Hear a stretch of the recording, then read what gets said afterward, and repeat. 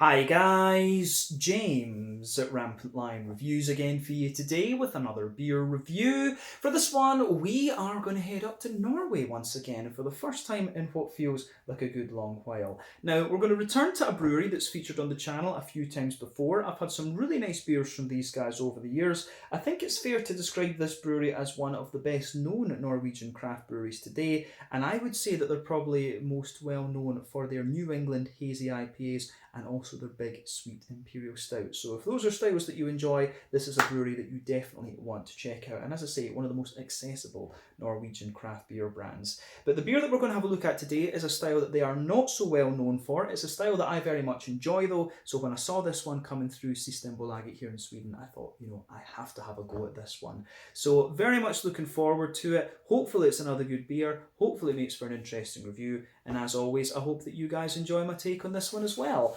So for this review then, we are going to go to Oslo, the Norwegian capital, and we're going to have a look at another beer from Amundsen Bryggeri. So this particular beer is called Helles Good Lager. It comes in at 5% ABV, and from the name, I think you can gather that this one is a Helles lager beer. So yeah, basically a blonde lager, and the Czech equivalent of this would of course be a Svetli. So Helles, the German blonde lager.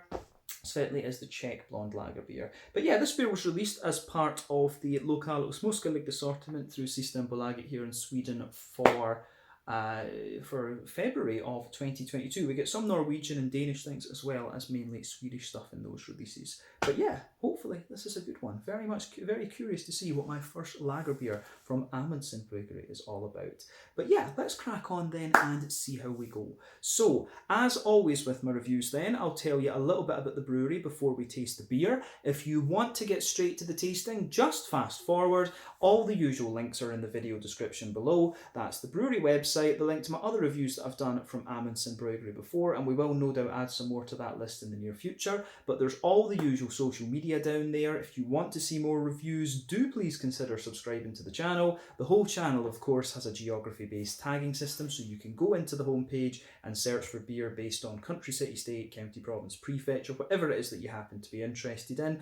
Do check out the playlist of beers from different countries. There is one there for all the Norwegian beers that I've reviewed for you, and that's being added to whenever I get the opportunity, but not as often as I would like. I do need to find a Norwegian beer meal, so if you're interested in that, give me a message through Instagram and we'll set something up. I'll send you some cash, you sort me out with some Norwegian beers. It's all great. But as always, please do get in touch and let me know some other beers and breweries that you guys would like to see me review. It's always great to hear from you guys that are watching the videos, and the support that you show the channel is hugely appreciated. So anyway, on to my brewery notes then to tell you a little bit about Amundsen Bryggeri then, or Amundsen Brewery as they seem to go by these days. They've kind of anglicised the name a little bit. So anyway, Amundsen Bryggeri, or Amundsen Brewery, as I've mentioned to you already, are based in Oslo, the capital city in the southeast of Norway. So the brewery is part of the Arkehus Group, which owns a number of bars and restaurants around Oslo, and the main men in this company are Ole Johan Tollefsen, Bore Jensen, and Tom Erik Andreasen. So the first brewery was part of a gastropub in Stortingsgatan in the city, and this is just a very small operation. It's actually right next to the Oslo City Hall, which you can find right on the waterfront. So I do recommend that you go and check it out actually. But as we said, this original brewery was just a very small operation, and the key man in getting this established was Tom Alfred Oimo, and he'd been a home brewer previously for a number of years. But the brewery expanded, and by 2015 they were producing around 200,000 litres of beer per year, and they'd become quite well established within Norway, having opened up a new and larger production brewery in the Nydalen area of the city.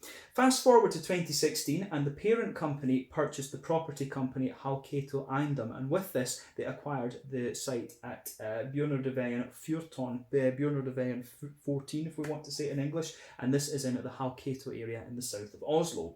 But this was turned into a 3,500 square metre brewery, and the brewing began there in late 2016, with the new brewery capacity being around 1 million litres of beer per year, and they're running a 42 hectolitre kit from what I understand. But the brewing equipment came from Braukon in Germany, and the canning and bottling lines were brought in from Italy, and the total investment in this site was apparently 16 million Norwegian kroner, which I think is probably, if I remember right, that's probably somewhere in the region of like 60 million, it's probably in the region of 1.8 million euros, something like that. I think the Norwegian kroner are a wee bit stronger. But yeah, because with the Swedish krona you can divide by 10. So yeah, maybe it's a little bit more along the lines of like 1.2 million euro. Who knows? But the managing director of the new brewery is Jeffrey Janssen van Buren, and then Matthew Thomas and John Hudson are the others that are involved in the daily operation of this brewery. But the artwork on the cans is very recognisable, maybe not so much this one in comparison with the other ones. But the main artwork that they use is designed by the American Peter John de Villiers. And in 2019, they produced around 9,500 hectolitres of beer per year. So that's about, 950,000 litres, if my brain is working correctly. And as of February 2022, when I'm filming this review for you, these guys have produced around 190 different kinds of beer, according to Untappd. But I do guess that the number might be substantially more than that, because the original brewery, the original brew pub, in the centre of the city is still working. I have been there and visited it. It is quite nice. They did a very good schnitzel from what I remember. So hopefully the next time I get to Oslo, I can go there and film a little out and about video for you. That would be pretty awesome. But yeah, that's all I can really tell you about Amundsen Bryggeri for the moment. But if you want to learn more about these guys, you can check out the brewery website. You can follow them on Facebook and Instagram to keep up to date with all the latest goings on. And you can, of course, check out the Rate Beer, Untappd and Beer Advocate pages to learn a little bit more about all the different beers that these guys have done. So yeah, we can finish on the history note there and breathe a little bit. But let's get on and have a little look at the beer itself. So yeah, as you can see, this one is in the standard 440 milliliter can. Looks very good. I believe this beer cost me either 30 or 35 Swedish kronor. Let's go for 35. So that is around €3.50. Somewhere in the region of £3 sterling then, and I guess about $4.50 American, something like that. But yeah, there you can see the Amundsen Brewery symbol, or Amundsen Bryggeri, whatever we're going to call them these days. And I believe the brewery is named after the famous Norwegian explorer Roald Amundsen. So yeah, I forget, was one of the first people to go to one of the poles, or both of the poles maybe? But yeah, very, very famous explorer actually. But yeah, pretty cool this one. Really looking forward to this. So let's get this guy out and we will get on to tasting then. Plain silver top on the can, incidentally. But let's get it out and we'll see how we go. Yeah, I don't know when this beer would have been released originally, but maybe a month or so ago. Or maybe this has been out for a wee while and this is finally just getting to Sweden, because of course Amundsen have a number of beers, such as Apocalyptic Thunder Juice, that they rebrew quite often. So I would assume that this is maybe one they've done for quite a wee while and we're just getting it down here in Sweden for the very first time. But yeah, anyway, so it looks very, very nice. A 5% Helles lager beer. Before the head disappears on this one, as you can see, it poured with about a half finger of a frothy, I would say perfect white head, and that is just fading away to be a very, very thin foamy layer.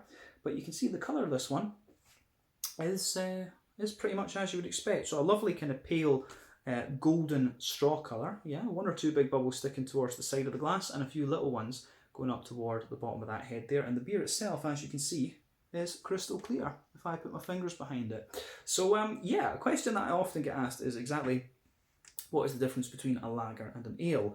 So a lager beer essentially is where the beer undergoes a cold temperature fermentation, usually between 8 to 12 degrees Celsius, whereas an ale has what they call a top fermenting yeast. Lager beers have bottom fermenting yeasts, but ales undergo fermentation at between around, like 16 to 18, 15 to 18 degrees Celsius normally. So yeah, it's just two different types of yeasts and they ferment at different temperatures. That is your main difference between a lager and an ale, of course. But there's many different kinds of lager. Of course, in Germany you have the Helles, which is the blonde lager, the Dunkel, which is the more brown mahogany colour. You've got the Märzen, which is like a sort of coppery colour actually. You have the Schwarzbier, the black lager. You have the Bock and Doppelbock, of course, and there probably are other ones that I've missed out. In Austria you have the Vienna lager, which is a nice kind of sort of reddish coloured one, but kind of dark and mahogany actually. And then in the Czech Republic, of course, you've got those ones too. So you have the Svetli, which is the blonde lager. You have the Letsak, which is the kind of the sort of ambery, coppery coloured lager. You have the Dunkel, which is the more kind of mahogany coloured one, and then you have the Tanavi, which is the equivalent of the Schwarzbier, a black lager. So there's lots and lots of different lager beers out there, of course, but those are the main traditional styles that we've mentioned there. But of course, you've got the Pilsner as well. How could I forget about the Pilsner, the city of Pilsen in the Czech Republic? It's one of my go-to beers. Terrible that I forgot that, but yeah, that's a brief overview of what a lager actually is. But this one, when it's called Helles, this refers to the German style. There are two different kinds of Helles beers. There's the Munich Helles, which is a little bit more bready in my experience, and you also have the Dortmunder Helles, which is a little bit more kind of hoppy and bitter, actually. I'm not sure. There probably are other types of Helles as well, like smaller ones that aren't quite as well known, but those are the two main types in my experience. But yeah, lovely looking beer. As I've told you many a time, already the Helles lager would be this lovely kind of bright blonde colour. The colour of your beer depends on 1, the type of malts that you use. That goes a long way to determining your EBC rating. 2, the length of your wort boil is also going to play a role. The longer you boil the wort, the more the sugar's caramelised, less you get a darker colour of beer. And any barrel aging that you do, or any adjuncts that you put in, are also going to affect the colour of the beer. But when it comes to Helles lager, those last 2 variables are ones that you don't often need to care about. But in terms of appearance, this is exactly what we would expect from a Helles lager. So let's take a look now at the aroma and see what we get from this. Very curious, actually. I wonder if they've used New World hops in this, or they've gone for a traditional German approach. We'll see if we can figure that out. No, this is traditional all the way. This is definitely traditional all the way. And what I'm going to say about this, it smells very, very authentic. As I've explained in other reviews where I've reviewed craft brewed lager beers, the way I always rate these ones is in terms of authenticity, how they would compare to the German or Czech types of this beer. Because quite often they're very similar, but you will, because of different water profiles and stuff, you will get slightly different mouthfeels compared to what you would find in either Germany or Czech Republic. In my experience, German lagers tend to be a little bit kind of more crisp and dry, whereas the Czech ones tend to be a little bit more kind of smooth and bready. They're a bit more yeasty, basically, in the Czech Republic, whereas the German ones are a bit kind of cleaner and crisper quite often. But yeah, this one does smell very, very nice though, and you know, it's 100% a Munich Helles. This, you can smell that from the nice big bready malts that it has. So it has a bit of everything. It's got the nice fresh kind of green component of the hop in there, little teeny bit of fruit, and then a lovely kind of bready malt base with just a wee bit of sweetness in it. But a lovely, lovely smelling beer, and I suspect this one is going to be very authentic. But these guys are a capable brewery, I am not surprised. But yeah, let's break down the aroma for you a little bit more. So, backbone of the beer, you can smell that lovely, fresh, kind of fluffy white bread in this one. Really very nice. But of course, since it's a lager beer, you do have that nice element of crispness underneath. So yeah, you can smell a wee bit of that kind of crisp, grainy bread crust coming out of this beer. That's the backbone of it. On top of that, you get the softer white bready character, and there's definitely that wee bit of like a McVitie's digestive biscuity sweetness in this one. I really like how that goes together. Yeah, the aroma in this beer, I think, is very, very nice. It gets a big thumbs up from me, actually. Malty side of this beer is very nice. A lot of people forget about how important the malty character is in a number of beers. You've got to get that balance, I think, between the hops and the malts. But yeah, this one has it down to a T. So a little bit of bread crust in the backbone, soft white bread on top of that, a nice McVitie's digestive biscuity character in there. I suspect there's a wee touch of Pilsner malt in this one. And this one, I've just seen that it says it has a little bit of malted wheat in it, so that's quite interesting, because I don't think you normally would not get that in the German brewed ones, as far as I'm aware. Correct me on that if I'm wrong, but normally you wouldn't have malted wheat in a beer. I think that would be against the Reinheitsgebot actually if you did that, but who knows? Because the rule of the Reinheitsgebot, the German purity law, originally Bavarian, it was water, malt, hops, and yeast. Those were the 4 things that you were allowed to have in your beer. But I guess the wheat in this one is what's given it a little bit more breadiness, and that's what's kind of standing out with this a little bit. But regardless, it does smell very authentic. So I didn't check that first, and it fooled me in a sense. So yeah, that's good. But yeah, the aroma of this is very nice. But you can smell a little bit of crispness in the malt base as well, and that really makes me suspect a little bit of Pilsner malt in there. You can just smell that, and the biscuity character too. Pardon me. would make it like that also. But yeah, there's something very familiar about the malty profile of this. So I do suspect it's maybe a German malt that's in here. It could be Viking malt from Sweden, of course. I'm not sure how many malteries there are in Norway right enough, but I'd assume there would be a few small ones. So maybe they're using something local from up there too. But knowing the size of the Amundsen Brewery, I would wonder about that. If this is a regular beer, could any of those actually supply this brewery with their malt? I don't know. Let me know if you're watching from Norway. I'd be very curious if there are any Norwegian hop farms, or I know there are one or two malteries out there, of course. So yeah, that would be very interesting. I think we had a beer recently that had some Norwegian local malt in it actually. But anyway, let's look at the hoppy side of the beer then. I always get very excited by these lagers, as I'm sure you can tell. But on the hoppy side of things, it is exactly what you'd expect. It's German noble hops in here, I'm pretty sure. There's that wee bit of earthiness at the back of the nose, and you always get a little bit of smooth, earthy character out of these German hops. A little bit of floral aromaticity, which is great, then a little bit of a kind of smooth, grassy character at the front of the nose. And again, I really like how this beer goes together in that sense. It smells like Hallertau, Tettnanger hops, German noble hops. It's got everything you'd expect from that. And I'd say overall it does lean a bit more towards the grassy side of things. So yeah, I like how that goes together, absolutely. So on the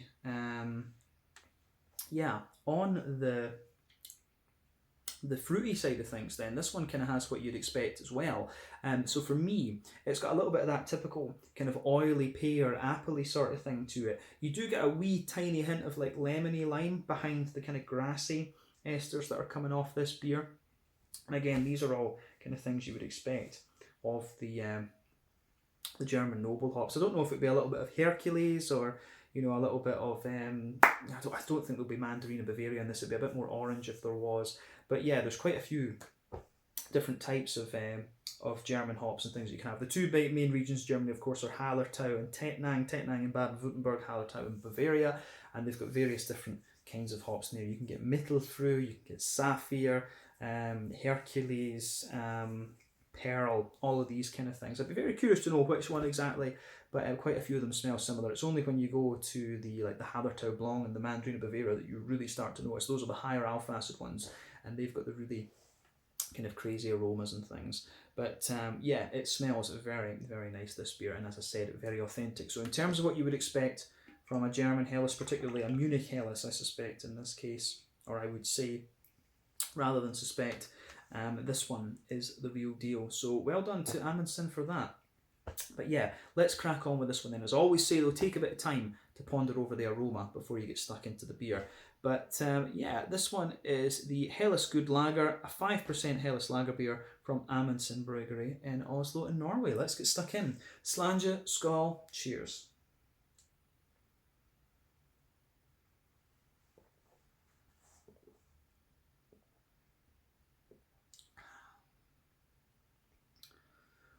That's pretty damn good.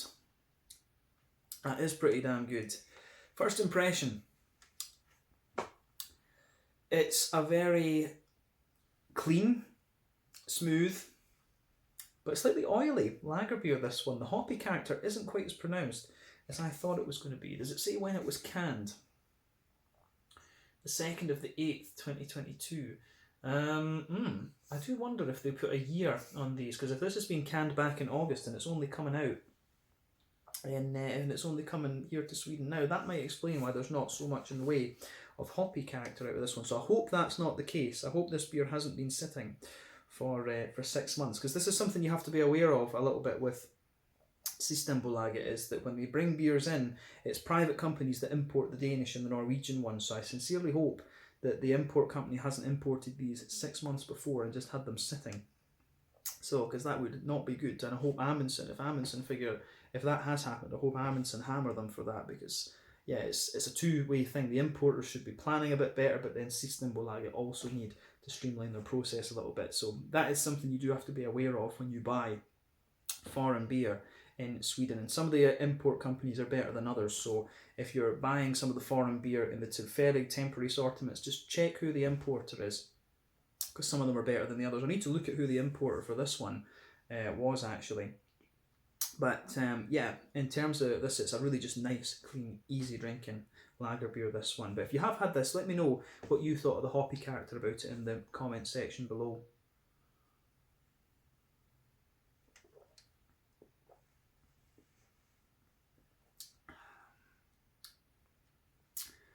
But yeah, in terms of drinkability, the beer, it is really quite nice actually. I'm noticing it does have a wee bit of graininess on the aftertaste, which is quite interesting. But in terms of what you would want from a hairless lager, it's actually very nice. It's one of the cleanest ones I can think of that I've come across over the last little while, but a very enjoyable beer.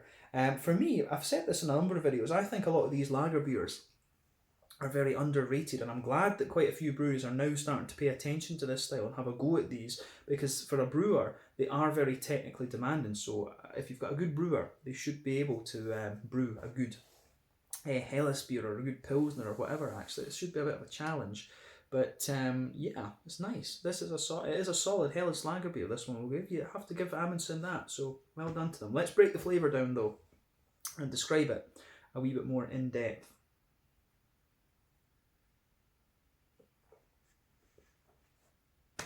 So, start off as we always do, in-depth tasting now. So, backbone of this beer, middle third of the palate then.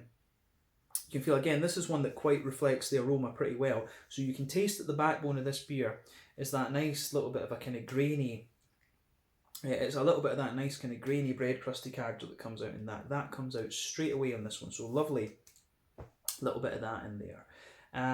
On top of that, you can feel the wheat. The wheat is giving you that nice kind of white bready character. It's got a little bit of that, you know, sort of dry, you know, that if you think about a hedgehog roll, it's got that kind of dryness to the white bread, but at the same time it's quite fluffy, but you can feel the wheat just thickening that bready layer out there. So yeah, bread crust, a little bit of a thicker white bready note there, and potentially toward the front of that middle third of the palate, you've got just a little touch of a kind of woody character sitting underneath there, so that's nice. On top of that more dense white bready character, there's a little kind of circle in the middle of your palate, so you can feel that there, and it's like the sort of oily biscuity flavour you get from a McVitie's digester. So lovely, yeah, nice oily biscuity character in there.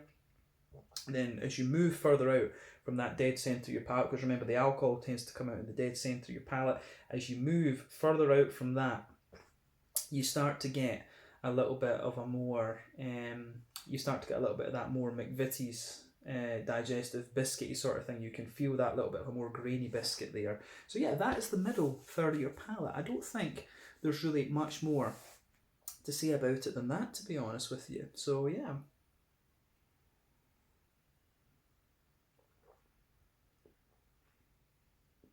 Yeah. The way that this flavour goes together, the way that the flavour goes together with this one is very, very nice.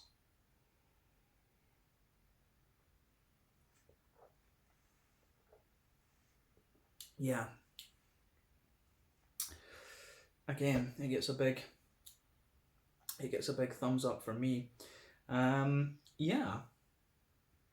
It goes together really nicely. This beer is actually, the more that I drink of it, I do actually get a bit more bitterness out of it, and you can feel a lot more of the kind of nuances to it. I've said this in many reviews before. This is why I like doing slightly longer sit down reviews, because I think a beer takes a bit of time to open up rather than just drinking it in a couple of minutes. But anyway, back third of the palate then, let's look at this. So the border region between middle third and back third of your palate, again you get a little bit of a bready build up in there. Nice wee bit of bread crust and a thicker white bread. But then the base of that back third of your palate, you get a wee bit more of a,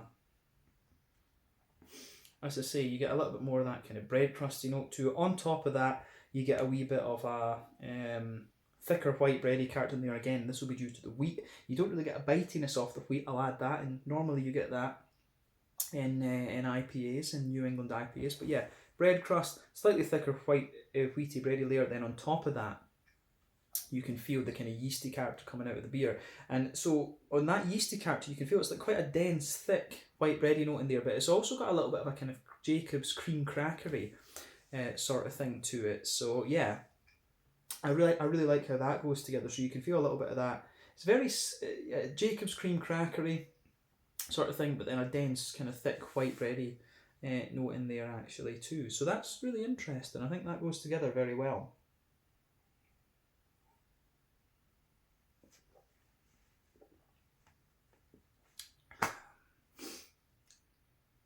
I think that covers everything we need to say about the malt base and yeastiness actually. This, as I say, this beer is grown on me a little bit. And I'm surprised. That's one thing I would say about it compared to the aroma. The yeasty character is a little bit more prominent in this. But yeah, on the back third of your palate, you can feel the flavour is a little bit taller. Then as you come further forward, it just condenses down a wee bit and squashes together. But yeah, very nice. Let's focus on the hoppy side of things. So back corners of the palate, you've got a nice little bit of earthiness in there, a little bit of smoothness, of course, and it spreads a wee bit further forward to be a little bit herbal. Again, typical German noble hop qualities there. Then as you push toward the kind of front corners of the palate, you've got a little bit of floral aromaticity in there, which I really do like. And then as you go round the front curve of the palate, it's a little bit lighter and more grassy. There is just something about this that's making me wonder if it is sapphire hop that's in this. I had a beer recently. I'm sure it was some kind of lager. I can't remember for the life of me which brewery it was, but yeah, there's just a little bit of the way that the floral character comes out in the front corners of the palate. It's just giving me, I'm just wondering if it's sapphire, because you just get this slightly deeper floral aromatic sort of thing to it. So yeah, I'm really wondering about that. It's just a bit of contextual memory. My brain's crazy like that. I can remember if something's mentioned to me, just a whole heap of information or whatever comes out, and I get the same when I taste certain things. I'm just, oh, maybe it's this hop, you know. So I do wonder if there's sapphire in this. I really do wonder. But round the front curve of the palate, it's a little bit of a lighter kind of grassy sort of thing with this one, and you do get a wee bit of zestiness there that lingers into the aftertaste. But let's look at the fruity side of the beer then, the front third of your palate.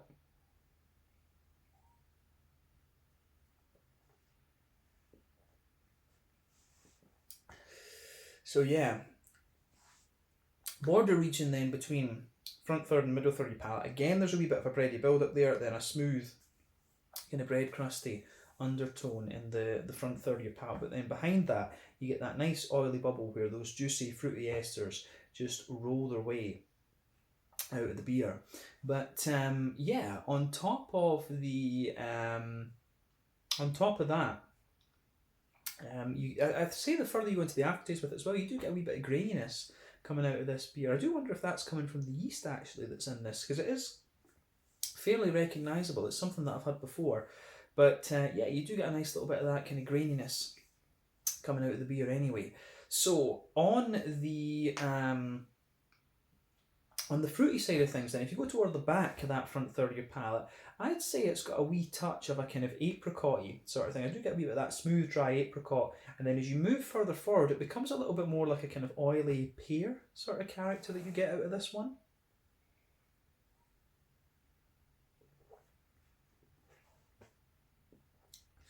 So yeah, the way that goes together is very, very nice. As you move right towards the kind of front edge of the front, you get that oily peary sort of thing. Then as you move toward the kind of front edge of the palate, I'm pretty sure there's sapphire in this, because you get a teeny little bit of an orangey note to it, and then you get a wee touch of like a lime just behind the front tip of the palate. There is like a little tiny bit of lime there, and always, you know, sapphire always gave you that little bit of an orangey limey character, I felt. The other thing it could be is a little bit of maybe Motueka or something. I don't know. I'd be very curious to know what hops they've used in this one. The two that's making me think of is like Sapphire and Motueka.